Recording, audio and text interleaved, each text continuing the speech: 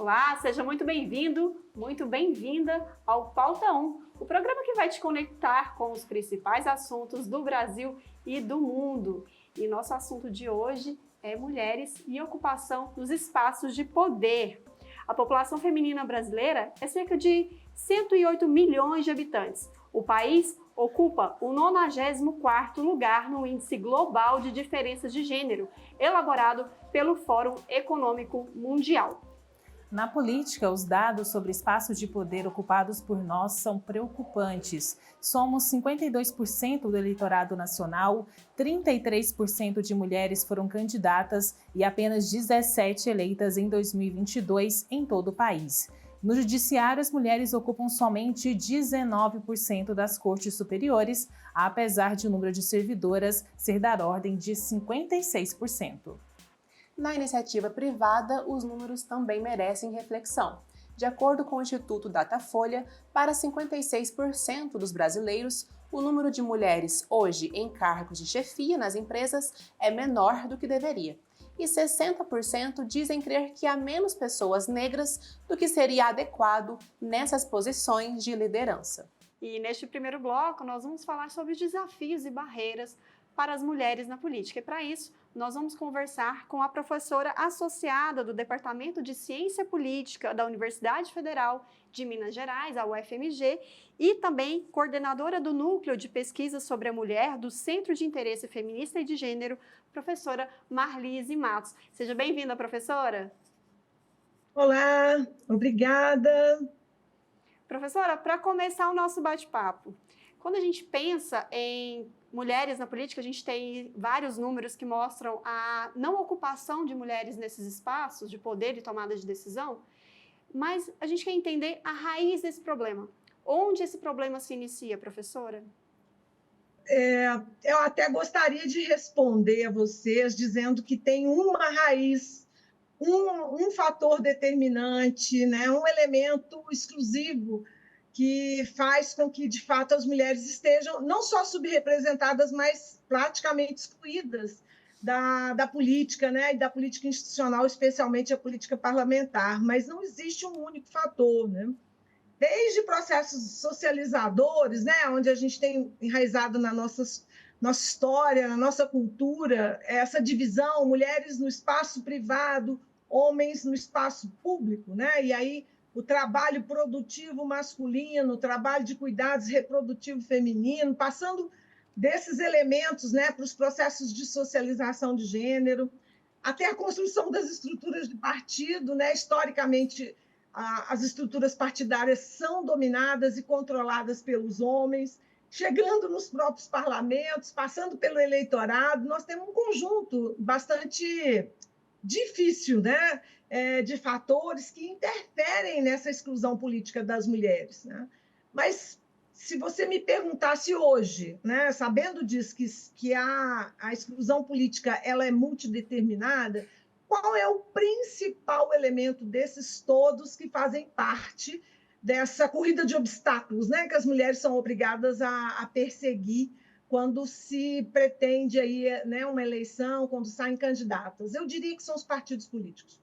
Eu não tenho nenhuma dúvida hoje que as barreiras, né, legais a gente já enfrentou, a da própria cultura política a gente tem enfrentado.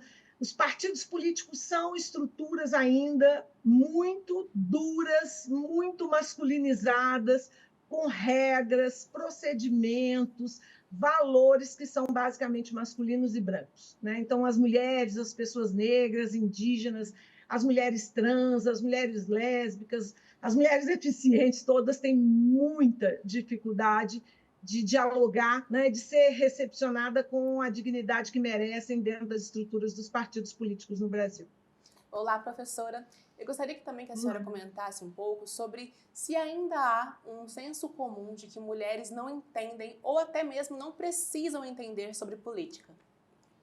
Com certeza, né? Isso faz parte dessa cultura de socialização diferenciada de gênero, né? Dos papéis, né? Que socialmente uma cultura patriarcal, hierárquica, assimétrica como essa que a gente habita, né, mulheres, ela separa essas duas dimensões, né? O mundo da atuação dos homens, né, é protagonicamente o mundo público. E eles são né, legitimados como atores, né, protagônicos nessa cena da esfera pública, da esfera política, do mundo do trabalho. E ainda hoje, a cultura que a gente ainda socializa as nossas crianças, claro que isso vem mudando, ao longo do tempo a gente está vendo, né, algumas mudanças nessa direção, mas até hoje tem gente que reproduz esse tipo de senso comum. Né? Lugar de mulheres não é na política, lugar de mulheres é cuidando de filho, da família, da casa, e claro que não. Né? O lugar de mulher é onde ela quiser, né? Onde as mulheres puderem, e elas estão dando, né, contribuições fundamentais para fazer avançar, né, todas as esferas públicas, né? A gente já entrou no processo de escolarização, a gente já está no espaço político ainda, né, com muitas dificuldades, mas está, a gente já está no mercado de trabalho, a PEA ativa, a população economicamente ativa de mulheres hoje é quase a metade, né, 45% no Brasil. Então, de fato, não tem motivos mais para a gente continuar insistindo, né, em socializar as nossas crianças, trazendo esse mito, né, esse mito que reforça uma sociedade patriarcal, né, de que as mulheres não podem estar ocupando cargos de poder e de decisão. Isso é muito ruim.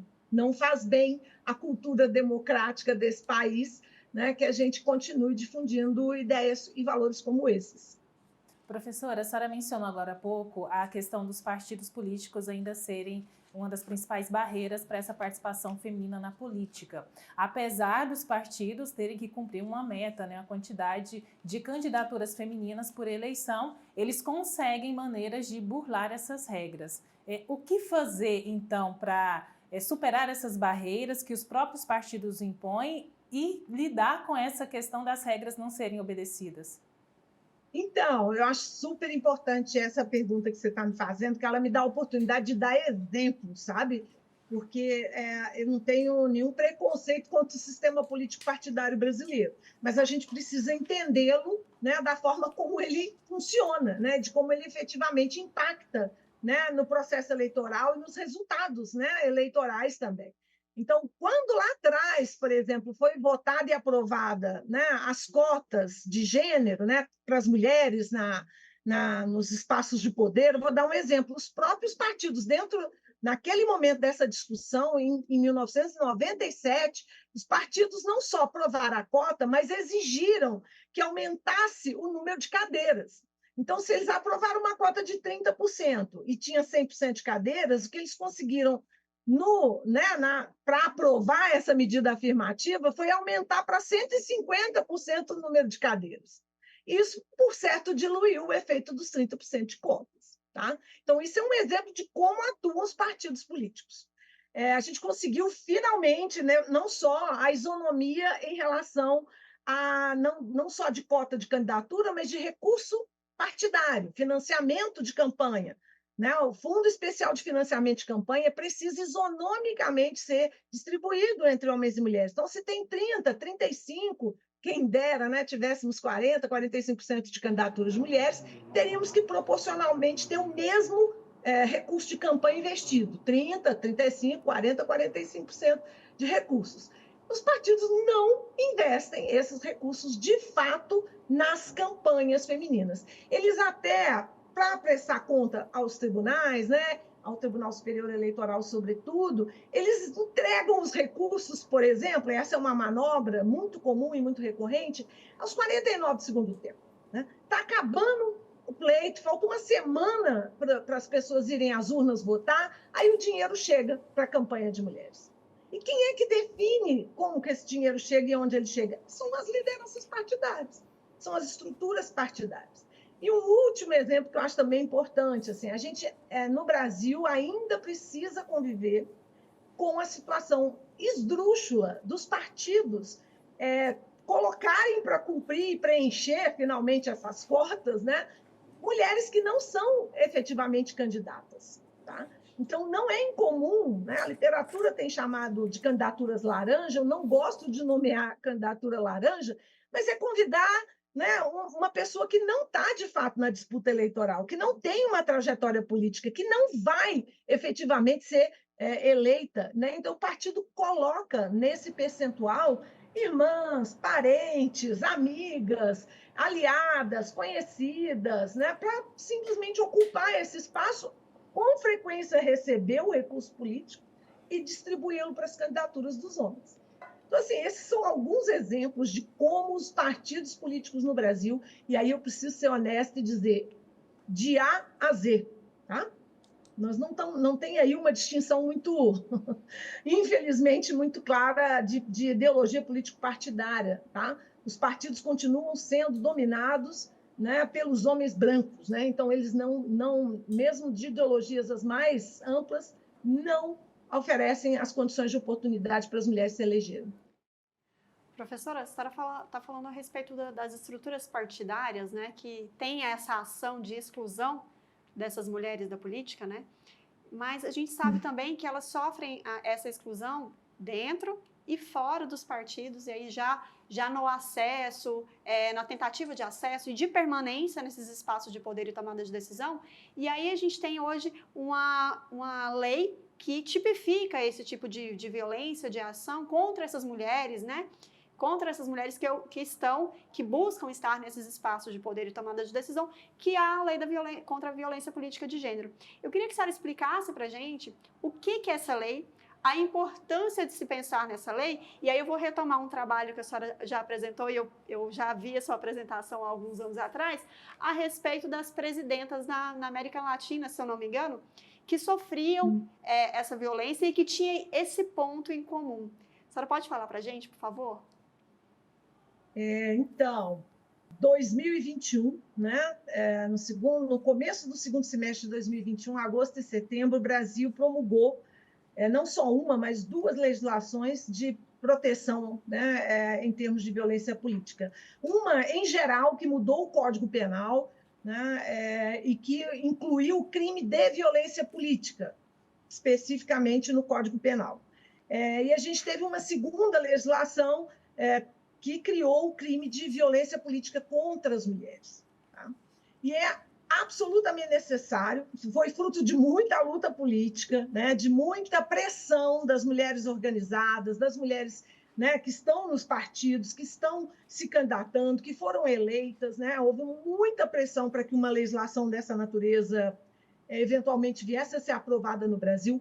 Esse não era o melhor projeto de lei que estava na discussão, mas foi o que foi possível, né, a gente aprovar naquele momento, em 2021.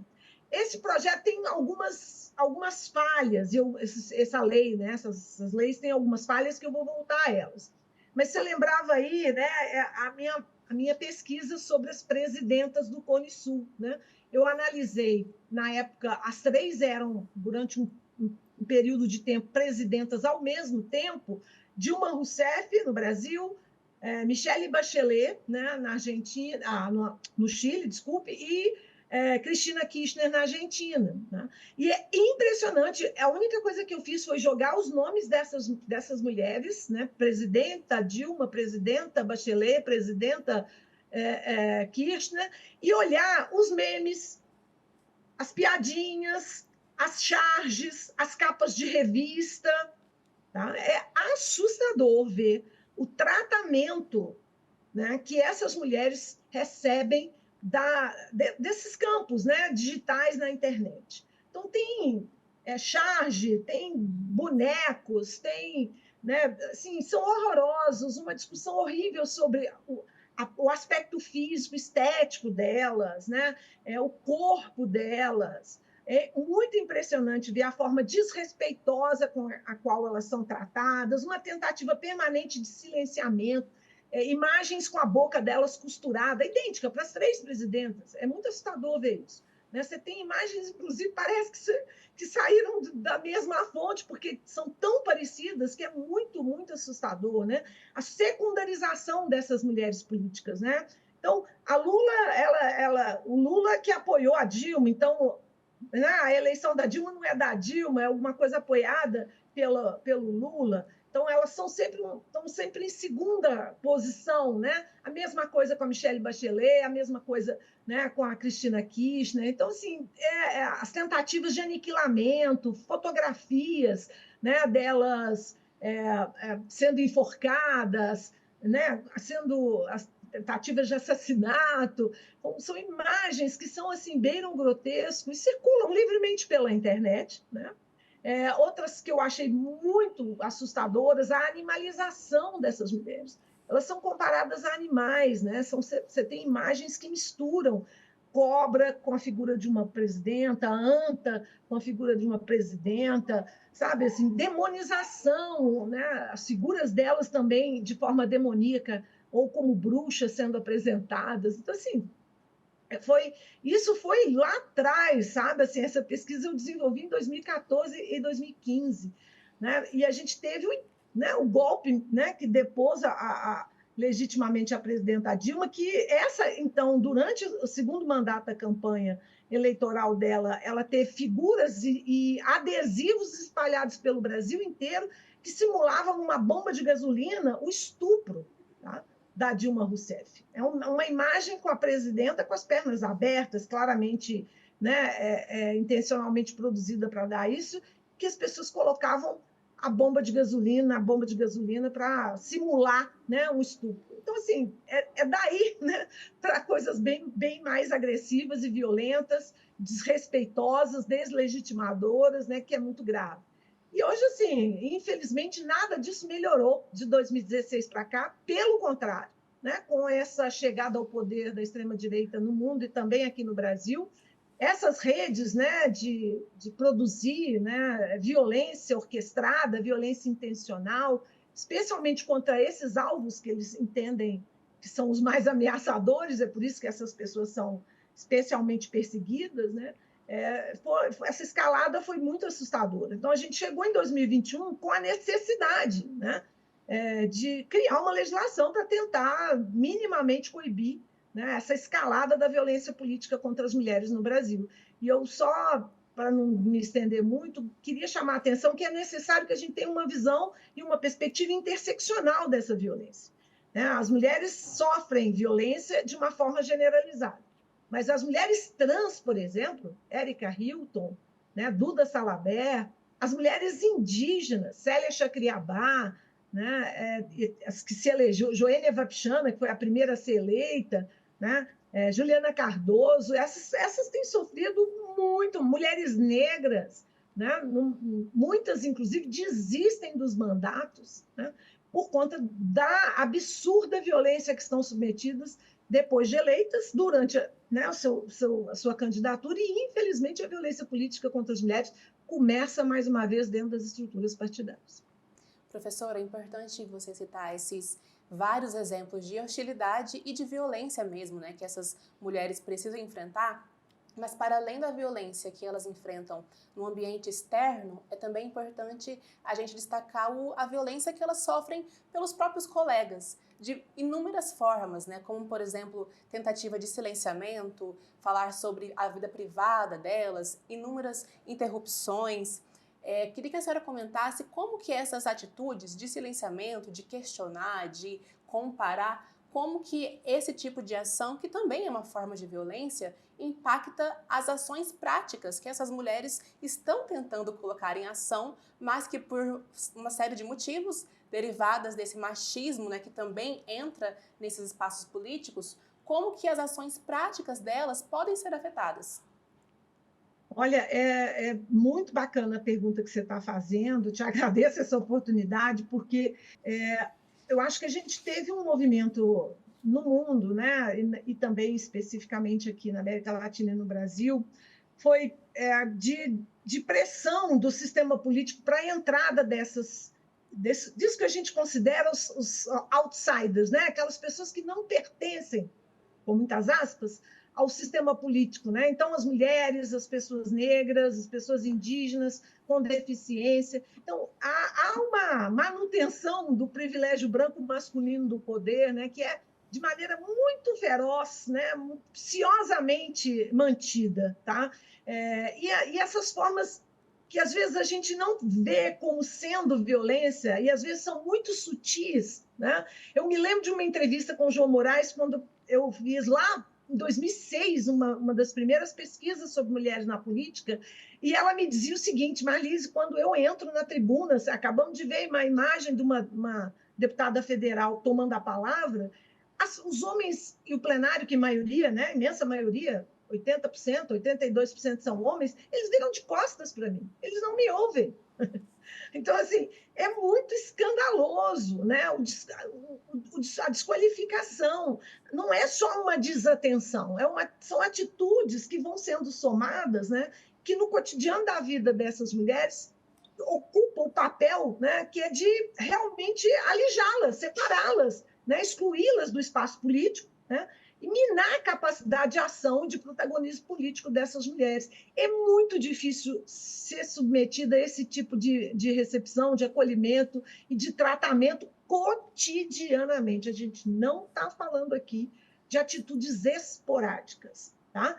Pelo contrário, né? Quando uma mulher ela tem uma posição, inclusive verbal, oralmente, no seu discurso, que é dura, né? Que é firme, ela é frequentemente taxada de louca, né, de histérica. E quando um homem tem o mesmo tipo de procedimento, ele não. Ele é um cara, nossa, como ele é forte, como ele é assertivo, né, como ele é um líder nato. Né? Então, assim, é impressionante o desequilíbrio, né? 2 pesos e 2 medidas, né? Que só fazem reforçar isso que eu estou tentando o tempo todo aqui, entre nós, chamar a atenção, que a política é um espaço reservado para os homens brancos no Brasil até hoje. Né? E as mulheres, as pessoas negras, né? as mulheres trans, as mulheres indígenas, que trazem uma visão de mundo, uma perspectiva diferente, um olhar, né? Uma lente do mundo que pode e precisa ser acrescentada à política brasileira, porque a democracia se faz com pluralismo, né? Não está sendo enxergada. Né? Isso por quê? Porque é necessário manter o privilégio branco masculino no poder. Professora, a gente está falando de diversas barreiras, diversos desafios para a participação feminina na política, nas estruturas partidárias, e até mesmo quando ela consegue ocupar esse lugar, consegue um cargo político, ela está inserida no ambiente político e mesmo assim ela sofre violência. Como fazer? O que fazer para reverter esse quadro?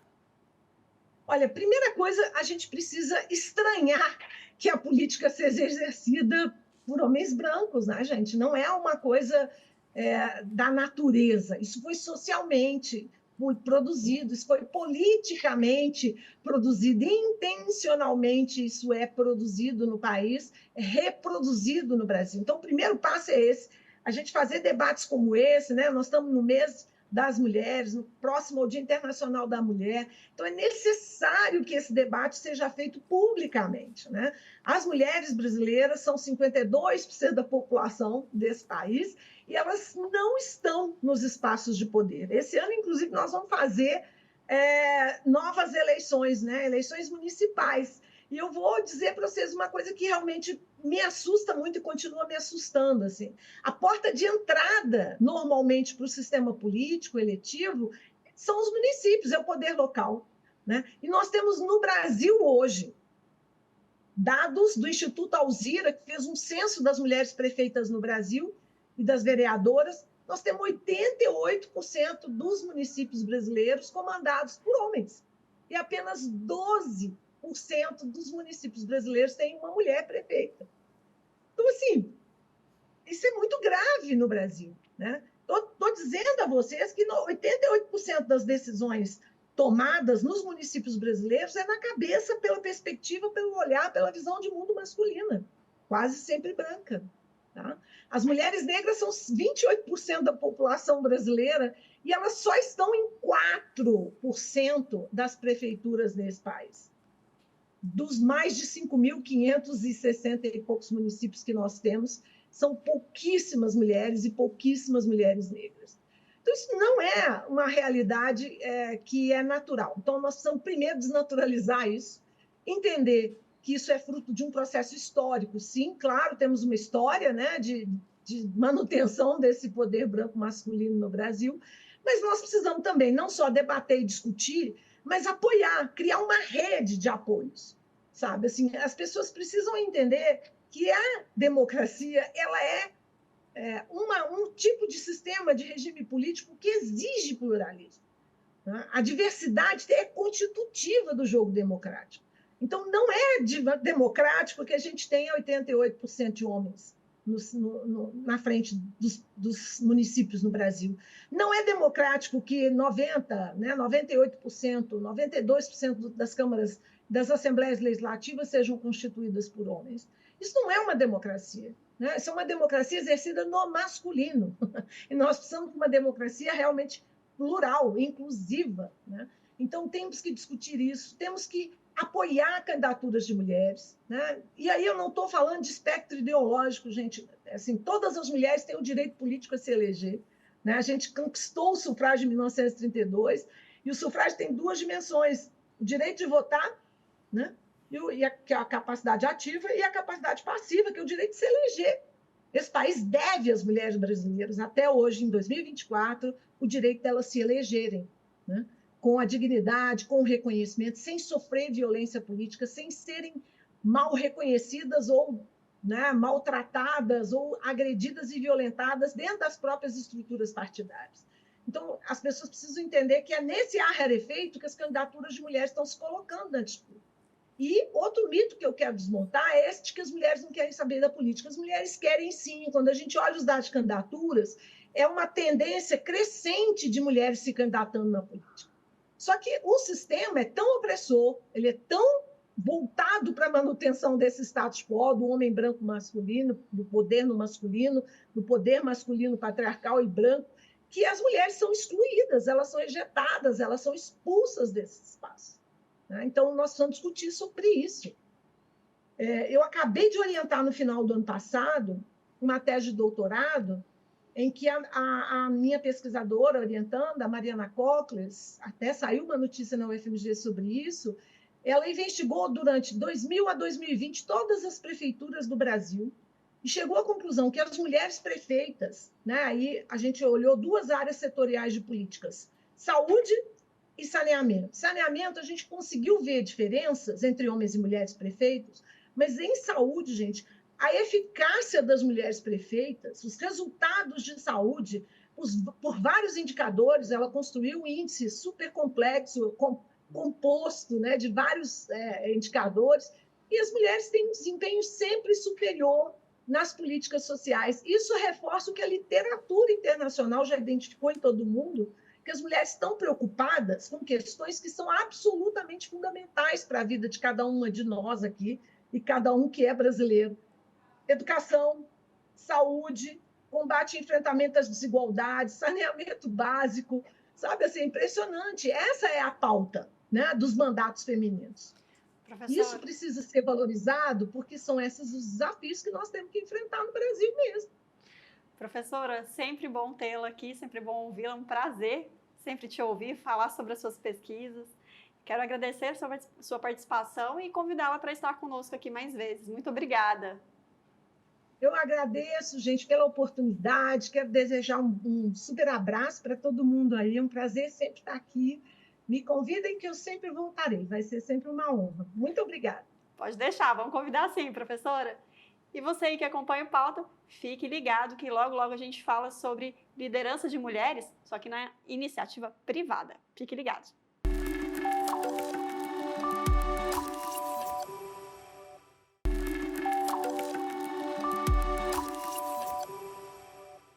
Olá, de volta aqui no Pauta 1 de hoje, nós estamos falando sobre mulheres e espaços de poder. Mas antes da gente continuar nosso papo, vamos conferir uma pergunta importante que a gente foi às ruas fazer. Confere aí. Eu queria saber se você se sente representada na sociedade. Não. Muito pouco. A desigualdade é muito grande e, às vezes, de uma certa forma, a gente se vê inferiorizada. Não. Em alguns âmbitos, sim. Em outros, não. Mas eu acho que sempre tem que melhorar. E a sociedade que a gente vive hoje te representa como mulher? Sim. Pouco, mas sim. Porque a mulher hoje é pouco respeitada, né? Hoje nós estamos no parâmetro assim, nivelando. Mas a mulher ainda está em baixa. Precisa muito ainda para a mulher ser representada realmente pela classe social de hoje. Você se sente representado pela sociedade? Sim, em alguns quesitos, sim. Você, como mulher, sente que a sua voz é ouvida? Não, Suas necessidades, elas são sanadas? não. Já é ignorada, sim. Tanto em escola, quando você... Tipo assim, às vezes você não concorda com algo, mas você respeita. Só que aí, você respeita a outra opinião, é claro. Mas aí a outra pessoa, ela quer que você aceite aquilo. E você fica, pera, não, tô te respeitando, mas calma, é de outro jeitinho, né? Não é assim. Aí a pessoa, ela já começa a se impor mais e fica, não, peraí. Aí nesses casos, sim, já me senti desrespeitada. Você acredita que a mulher precisa ser mais representada ou mais ouvida? Principalmente quando se fala de políticas públicas. A mulher, além de ser ouvida e ser representada, ela precisa buscar o seu lugar, certo? Então, a gente vê as mulheres muito opacas porque ela ainda não procurou o seu lugar, certo? Dentro da sociedade, porque nós somos a maioria. Você percebe que muitas vezes o homem é mais ouvido que a mulher? Sim, na maioria das vezes. Porque de acordo com a sociedade, a mulher hoje em dia é considerada como uma figura frágil, né? Ela não é tanto ouvida quanto o homem em si. E isso precisa mudar, né? Sem dúvida nenhuma, né? Eu acho que o direito tem que ser igual. Ninguém é melhor que ninguém. Tem que ser, sem dúvida nenhuma, igual, né? Você acredita que com mais mulheres no poder isso vai melhorar? Porque tem a visão feminina, né? Com certeza, porque nós mulheres, nós temos visões amplas. Eu digo sempre que os homens, desculpem, mas eles têm uma viseira aqui que eles olham em direção em frente. E nós olhamos no amplo. Tem que melhorar bastante. Hoje é bem difícil, né? Mas a gente tá na luta aí, né? Tá na luta e vamos vencer. É como a dona Guiomar falou, né? Nós precisamos, infelizmente ainda está assim, né? Mas vamos chegar lá, fé em Deus. E as mulheres, você sabe que as mulheres estão em todas. Pois é, a gente ouviu aí o que a população pensa, né, a respeito de mulheres nos espaços de poder e tomada de decisão. No primeiro bloco nós falamos sobre política e agora nós vamos falar sobre a iniciativa privada. E para isso nós vamos receber aqui agora a socióloga e mentora de talentos, a Dilze Persílio. Olá, Dilze, bem-vinda. Olá, nossa, que estúdio maravilhoso com essa mulherada aqui. Parabéns pelo processo seletivo das entrevistadas, gente. A mulherada, nossa, assim, realmente me emociona, porque se a gente fizesse essa pergunta há 5, 10 anos atrás, as respostas seriam diferentes. E a capacidade, as reportagens foram feitas num ambiente popular, né? Ali falamos psicólogas, professoras, vendedoras, enfim. Então, nós não fomos lá na universidade para pegar professoras que estudam isso. Então, eu acho que se isso já está no discurso da mulher, já é meio caminho andado para a gente realmente encontrar essa igualdade que a gente tanto merece. Dilze, é interessante sair, né, desse discurso que antes era de fato acadêmico, né, e agora está nessas ruas de fato, né, que as pessoas estão falando sobre isso, e não só no Dia Internacional da Mulher, as mulheres têm discutido sim as questões de não ocupação dos espaços, de poder e tomada de decisão e de liderança, que é o nosso foco aqui nesse bloco, mas ainda a gente percebe que os números não refletem isso, né? E a gente vai retomar uns dados aqui. Em 2019, as mulheres ocupavam 33% dos cargos gerenciais. A participação em 2012 era de 38%, são dados do IBGE. O que leva esse discurso? Já está na ponta da língua dessas mulheres que entendem que elas não estão representadas nesses espaços de poder, mas ao mesmo tempo elas não estão nos cargos gerenciais, né? Isso, esses números refletem. O que acontece de fato para que esse cenário ainda esteja nesse sentido, com essa porcentagem tão baixa? Bom, quando a gente discute isso, a gente tem que pegar aí alguns pontos. Primeiro ponto, a gente tem que entender que quando os processos seletivos, por mais que você esteja falando de empresas que tenham seus processos seletivos extremamente profissionais, chega um determinado momento que os currículos já foram aprovados, já se fez uma avaliação psicológica, né? Então, se a gente pegar no processo seletivo, homem e mulher, participando com cargo de diretoria ou C-level. Então, os currículos bons, iguais, a avaliação comportamental boa, igual, as soft skills, que são as competências comportamentais, iguais, as competências técnicas comportamentais, tudo igual. Quando eu chego no processo de decisão final, que normalmente são entrevistas, a gente tem algumas coisas que acontecem.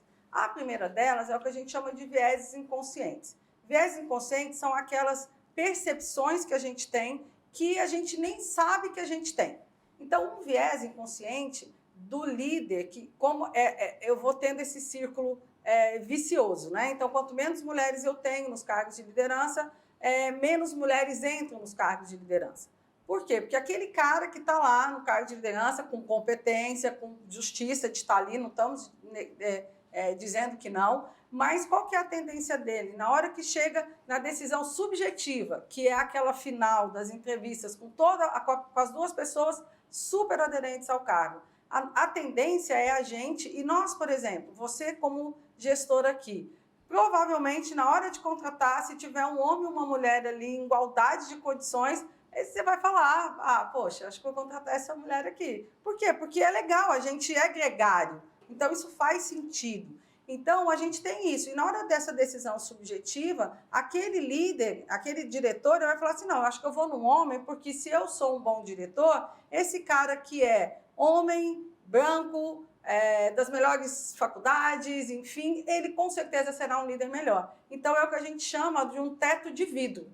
Porque antigamente você tinha uma entrada desigual de mulheres no mercado de trabalho. Hoje você tem uma entrada igual nos cargos mais na base da pirâmide organizacional, mas quando você, às vezes até um pouco mais de mulheres, porque nós temos, em média, 2 a 2 anos e meio mais de estudo do que os homens. Então, as empresas já perceberam isso. E a gente também traz competências comportamentais culturalmente atribuídas a mulheres, que são muito importantes hoje no mundo corporativo, mais do que eram há 20 anos atrás, como a comunicação, a atenção, o foco aos detalhes, a capacidade de resolver problemas rápido, né? Você está em casa, você precisa cuidar de marido, filho, a comida, o vizinho, a vizinha fofoqueira, etc. Né? Então, isso faz com que a gente tenha culturalmente desenvolvido algumas soft skills que são muito valorizadas hoje no mundo corporativo. Então, às vezes muitas vezes a gente tem mais mulheres entrando. Só que aí, nesse caminho, né, o deslocamento ele não é igual por essas questões dos viéses inconscientes, pela questão do próprio preconceito, né? Ah, não, mulher é muito frágil, né? Como até o nosso colega disse ali, muito frágil e tal, não vai bater na mesa, não vai saber cobrar, não vai não sei o quê. Ah, mas e se o marido dela viajar para trabalhar fora, ela vai. Ah, mas se ela tem filho, ela não vai ter tempo. Enfim, essas coisas todas, e que acabam desembocando efetivamente em algumas situações no machismo estrutural mesmo, que existe dentro da nossa sociedade, então existe também no mundo corporativo.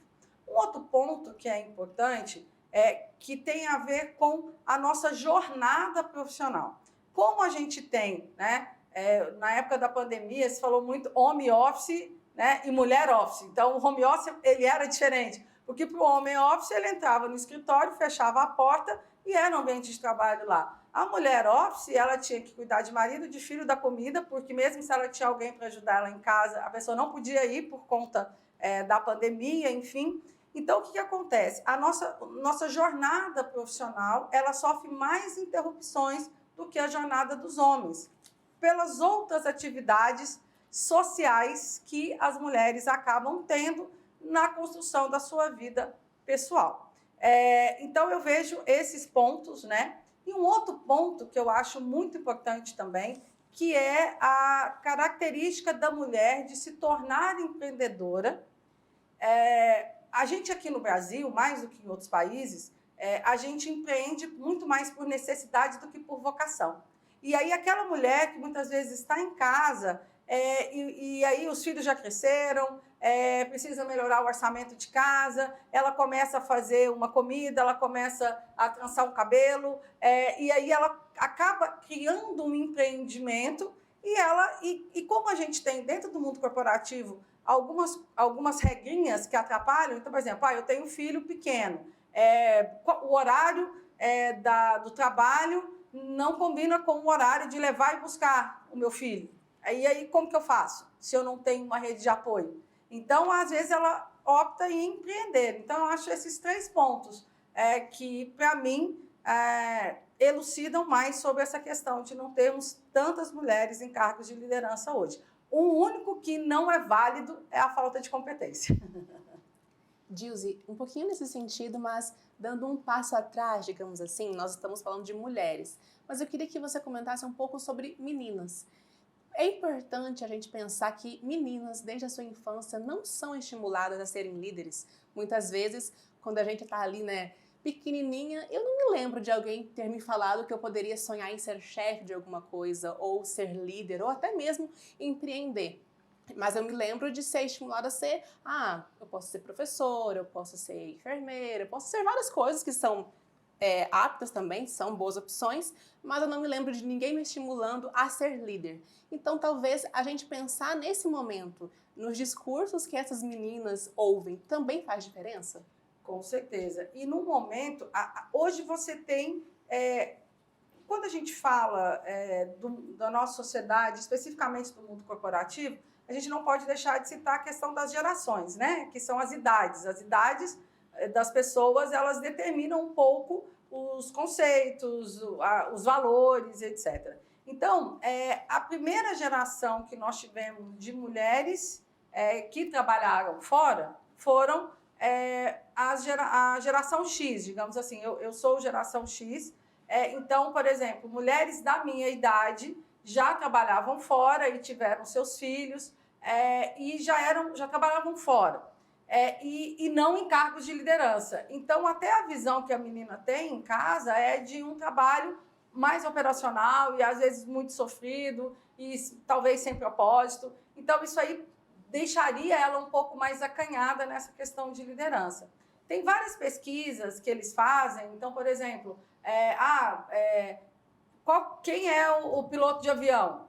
Aí, não sei se vocês viram um vídeo, teve, né? Piloto de avião, bombeiro, enfermeira e tal. Então, todas as atividades mais ligadas ao cuidar, e a gente viu ali uma psicóloga e uma professora falando ali na entrevista, elas estão relacionadas a profissões mais femininas. Enquanto piloto de caça, ninguém votou lá as crianças lá daquele experimento, ninguém falou que era uma mulher, que a médica era uma mulher, que a bombeira era uma mulher. Então, isso existe muito, mas vem diminuindo.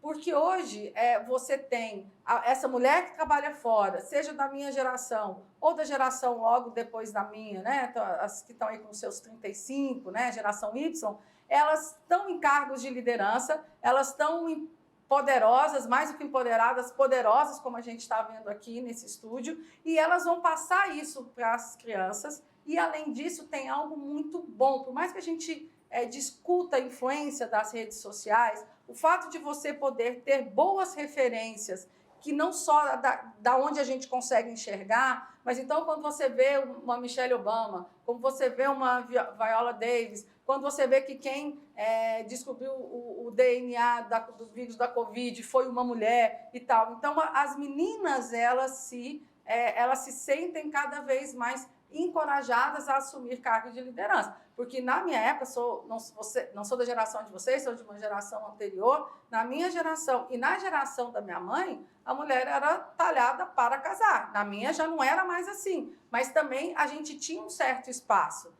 O meu trabalho tem que ser um trabalho que não prejudique a minha família, porque o trabalho principal, a renda principal vai ser do homem. Da mulher é o famoso trabalho para ter as suas coisinhas. E hoje já não é mais.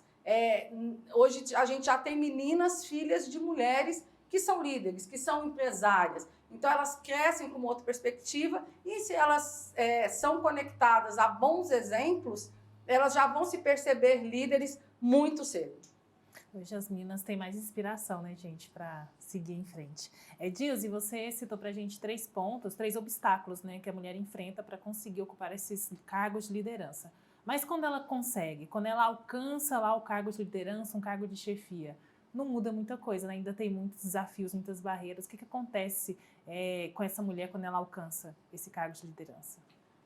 O desafio só aumenta, né? Videogame. A próxima fase ela é sempre mais difícil, né? Então, por exemplo, quando ela chega nessa questão dos cargos de liderança, se a gente estivesse aqui há alguns anos atrás, provavelmente eu não estaria com esse vestido estampado de manga de fora, vocês não estariam tão coloridas como vocês estão. Por quê? Porque a gente se posicionar no mundo corporativo, a gente tinha que parecer homem. Então, a gente tinha que pôr o terninho, né? A gente tinha que estar com o cabelo preso, Como é que você ia destampada assim, com cabelo black para uma reunião? Eu falei assim, oi? Né? Não fazia parte da lógica. Hoje não. A mulher ela consegue se posicionar. Então, muitas vezes ela vai ter que fazer o fala com a minha mãozinha, porque ela vai ser alvo de muitos preconceitos. Poxa, muito amiga do chefe, por isso foi promovida. A gente ouve essas coisas, né? Então, assim, o que a mulher precisa, ela precisa usar essa característica que só nós temos, que é o de falar a verdade com amor. Porque a gente faz isso dentro da nossa casa. Quando a gente está educando uma criança, a gente tem que explicar para ela os limites, a gente tem que falar a verdade, mas a gente fala com amor. Então, com amor é com jeitinho. Então, assim, use isso, sabe? Use essa sua capacidade que a gente tem de ver as coisas, como foi dito pela entrevistada lá, de não ter aquele cabreço, porque da mesma forma que a gente culturalmente foi construída assim, né? Os homens foram construídos para sair de casa e ir lá matar o bichão para trazer para comer, porque senão ia todo mundo morrer de fome. Então, o homem é meio missão dada, missão cumprida. E aí, às vezes, ele tem essa dificuldade de perceber mudança, de estabelecer relações fortes, como a gente tem essa capacidade. Então, a mulher ela tem que saber usar as competências comportamentais que ela tem e saber que vai sempre ter que estudar muito mais do que o seu colega homem que está do lado fazendo a mesma coisa, vai ter que trabalhar muito mais, porque, infelizmente, essa ainda é a regra do jogo. Então, ela não pode se esmorecer, achando que não é competente o suficiente para estar ali. Ela tem que se inconformar, sim, mas ela não pode deixar essa inconformidade, ficar tão brava com essa situação de desigualdade, que isso trave o desempenho dela. Ela tem que entender isso e falar... respirar fundo e falar assim, ok, vou ter que explicar de novo porque o cara não deixou eu explicar, porque ele foi e me interrompeu na reunião. Então, ok, estou sendo interrompida na reunião, você para, deixa a pessoa falar. Aí você vai ter que se posicionar. Eu posso falar agora? O senhor já terminou? Tá? E aí vai e fala de novo. Então, ela tem que ir doutrinando. Ela tem que ir doutrinando para que as pessoas a respeitem. É cansativo, porque a gente acaba tendo dois trabalhos. O nosso trabalho específico e o trabalho de mostrar para as pessoas que a gente tem competência. É muito injusto. E aí, chega em casa, a gente tem mais 2 jornadas para lidar. Então, realmente, ser mulher não é fácil, mas é prazeroso, porque... gente, desculpa aí, eu sou muito feminista e aí me desculpem mesmo, como a nossa entrevistada falou, me desculpe os homens, mas eu vou falar. Gente, a gente é mais criativa, a gente é mais comunicativa, a gente é mais adaptada à mudança, a gente é muito mais legal de sentar num barzinho para conversar, para dar uma palestra. Então, a gente tem esse poder e a gente tem que usar esse poder, né? E uma coisa que acontece é que aí a mulher que chega na posição de liderança, ela não pode querer agir como os homens, no sentido de não valorizar as mulheres. É um termo que a gente chama de síndrome da abelha rainha. Então, ela chega lá, mas é só ela, a abelha rainha, tem um monte de abelha lá, mas é só ela, a abelha rainha. E muitas vezes a mulher, sem querer, aí vem a questão dos vieses inconscientes, ela acaba agindo dessa forma. E ela mesma passa a ser uma pessoa que não contribui para trazer as outras manas com ela nesse processo de liderança. E aí a gente tem um termo, né, Gils, dentro do movimento feminista, que é a sororidade, que nada mais é do que uma aliança entre mulheres, né? E que só faz engraçado, né? Umas palavras só fazem sentido para a mulher. Então, a sororidade, as pessoas falam assim, não pode ter sororidade entre homens? Não, porque vocês têm a broderagem que vocês já estão acostumados. Sororidade é algo muito acima. É a sua capacidade de se posicionar, ficar feliz aonde você está, mas saber que você só vai ficar feliz se você estiver rodeada de outras mulheres. Eu, como uma mulher preta, eu ainda tenho esse outro viés, que eu quero estar onde eu estou, rodeada de mulheres. Então, quando Samuel me trouxe aqui, pode perguntar para ele deve ter visto o sorrisão que eu dei, né, quando eu vi esse estúdio aqui tão bonito, tão feminino. Por quê? Porque não faz sentido. Para mim, não. A minha empolgação de falar não deixe de me convidar para os programas. Mas a minha empolgação de falar sobre o poder das mulheres, né, e das mulheres no poder num estúdio 100% feminino é muito mais prazeroso. Então, isso é a sororidade. Ai, que palavra bonita, né? Sororidade, né? Da Dilza, eu quero te agradecer. Foi Já!